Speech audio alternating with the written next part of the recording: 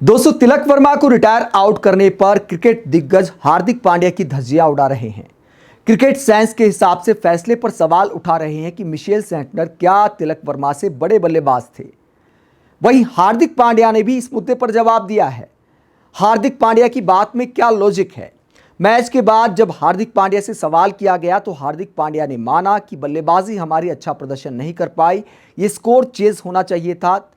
हार्दिक पांड्या ने यह भी कहा कि मैं किसी का नाम नहीं लेना चाहता, किसी एक बल्लेबाज को पॉइंट आउट नहीं करना चाहता, लेकिन यह बात बोलकर और तिलक वर्मा को रिटायर आउट करके एक तरह से हार्दिक पांड्या ने एक खिलाड़ी पर हार का दोष मढ़ ही दिया है बिना कुछ बोले। वहीं तिलक वर्मा को रिटायर आउट करने को लेकर हार्दिक पांड्या ने मैच के बाद क्या कहा?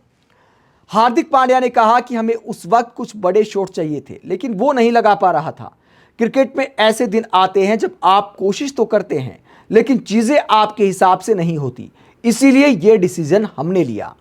तो ये हार्दिक पांड्या का बयान दिखाता है कि इस डिसीजन में हार्दिक पांड्या जो कि मैदान पर थे वो शामिल थे। उन्होंने बोला सबसे पहले तिलक वर्मा को कि आप जाओ, आप रिटायर हो जाओ, आपका दिन अच्छा नहीं है। दोस्तों, इतने बड़े खिलाड़ी को ऐसा बोलने के लिए हिम्मत चाहिए। बहुत सारे लोग हालांकि कहते हैं कि भैया टीम को सबसे ऊपर रखते हार्दिक पांड्या, लेकिन दोस्तों क्रिकेट साइंस के हिसाब से, काबिलियत के हिसाब से तिलक वर्मा के पास पासा पलटने का मौका था। अगर हार्दिक पांड्या छक्के मार सकते हैं तो तिलक वर्मा भी छक्के मार सकते हैं।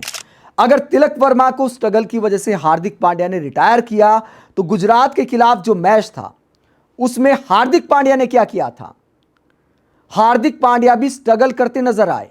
खड़े खड़े मैच हार्दिक पांड्या ने भी हरा दिया, तो खुद क्यों रिटायर नहीं हुए? तब भी खुद की जगह मिशेल सेंटनर को बुला देते।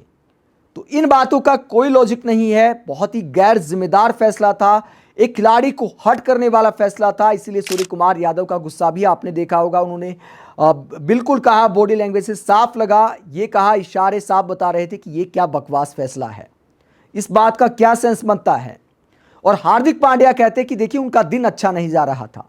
तो भैया क्रिकेट की भी कोई सेंस होती है क्या? पोलार्ड बैठे थे आपके पास ड्रेसिंग रूम में कि आप तिलक वर्मा को रिटायर आउट कर रहे हो और पोलार्ड को बुला रहे हो, तब तो समझ आता।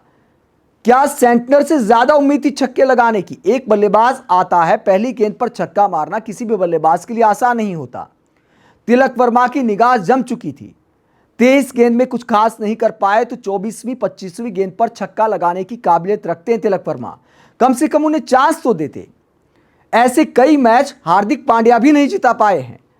इंडिया और इंग्लैंड की जो सीरीज हुई थी उसमें हार्दिक पांड्या ने भी एक आध मैच ऐसे खड़े खड़े हरवाया था। हार्दिक पांड्या की बात सही है कि कोई दिन आपका नहीं होता, लेकिन ऐसे हालात में किसी खिलाड़ी को रिटायर करना, वो भी एक काम चलाऊ ऑलराउंडर के लिए, ये समझ से परे नजर आता है।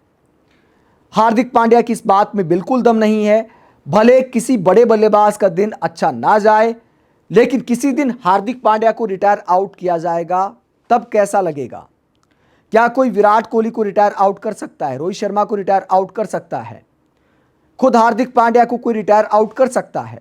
तो तिलक वर्मा की क्या कोई इज्जत नहीं है? बंदे की 3 सेंचुरी है T20 में, उसके बावजूद आपने उन्हें वापसी का मौका नहीं दिया। हो सकता है तिलक वर्मा ही इस मैच के हीरो बन जाते। अगर 19वें ओवर की आखिरी गेंद पर तिलक वर्मा छक्का लगा देते तो 18 रन बचते। 18 रन में कई बार बल्लेबाजी में कॉन्फिडेंस होता है। 22 रन में बहुत कम चांस बच गया था, लेकिन 18 रन में गेंदबाज भी डरता है कि 2 बड़े शॉट आ गए और चेज हो जाता है।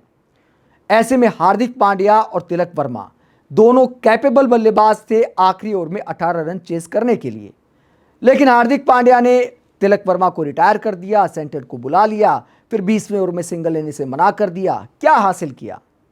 कंट्रोवर्सी के अलावा कुछ नहीं मिला हार्दिक पांड्या को इस फैसले से। आप हार्दिक पांड्या के इस फैसले को लेकर क्या सोचते हैं और इस लॉजिक को लेकर क्या सोचते हैं कि देखिए उनका अच्छा दिन नहीं जा रहा था, तो क्या दिन नहीं बन सकता था? क्या राहुल तेवतिया की तरह कहानी नहीं पलट सकते थे तिलक वर्मा? क्या वो ऐसी काबिलियत नहीं रखते हैं? कमेंट बॉक्स में अपनी राय जरूर दें। साथ ही देखते रहे पब्लिक मीटर, चैनल को सब्सक्राइब भी करें। नमस्कार।